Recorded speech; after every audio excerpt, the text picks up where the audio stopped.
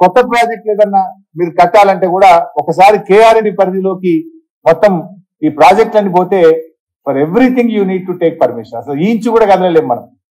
అంటే రేపటి భవిష్యత్తుకు కూడా మనకు ఇబ్బంది జరిగేటువంటి అవకాశం ఉంటుంది.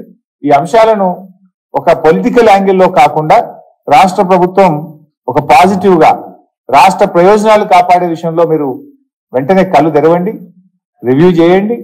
ఇది కేఆర్ఎంబి పరిధిలోకి పోకుండా కాపాడండి.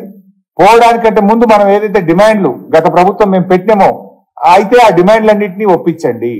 లేదు అపెక్స్ కమిటీ ముందుకు తీసుకుపోయి అపెక్స్ కమిటీలోనైనా మన వాదనలు బలంగా వినిపించి మన రాష్ట్ర ప్రయోజనాలు కాపాడడం కోసం మీరు వెంటనే ప్రయత్నం చేయాలని చెప్పి నేను రాష్ట్ర ప్రభుత్వాన్ని ఈ రోజు డిమాండ్ చేస్తా ఉన్నా. ఇలా ఒక విషయం క్లియర్ ఇప్పుడు మళ్ళీ దీని ద్వారా ఒక క్లారిటీ ఏమొస్తుంది బైసాబ్, తెలంగాణ ప్రయోజనాలు కాపాడాలంటే గులాబీ జెండోలు ఒక్కలే కాపాడగలుగుతారు. ఇది చరిత్ర చెప్తుంది, ప్రస్తుతం జరుగుతున్న తీరు కూడా కనబడుతుంది.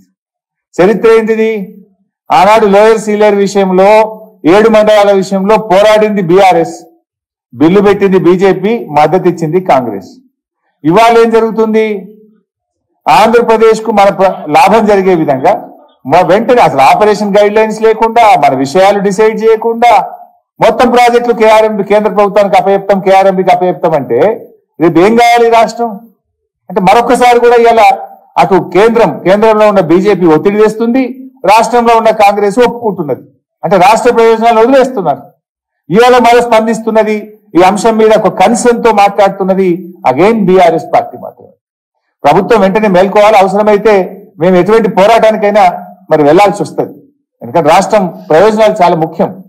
మేము ఎందుకంటే రాజకీయాలు ఎక్కువ మాట్లాడకుండా ఐఎమ్ ఓన్లీ ట్రయింగ్ టు అంటే అవేక్ దిస్ గవర్నమెంట్, ఈ ప్రభుత్వాన్ని మేల్కొల్పేటట్టు ప్రయత్నం చేస్తా ఉన్నాం. ఈ ప్రభుత్వం వెంటనే స్పందించాలని చెప్పి మేము కోరుకుంటా ఉన్నాం. వెంటనే తక్షణమే రాష్ట్ర ప్రయోజనాలు కాపాడాలని చెప్పి నేను ఈరోజు ఈ ప్రభుత్వాన్ని కోరుతా ఉన్నాను.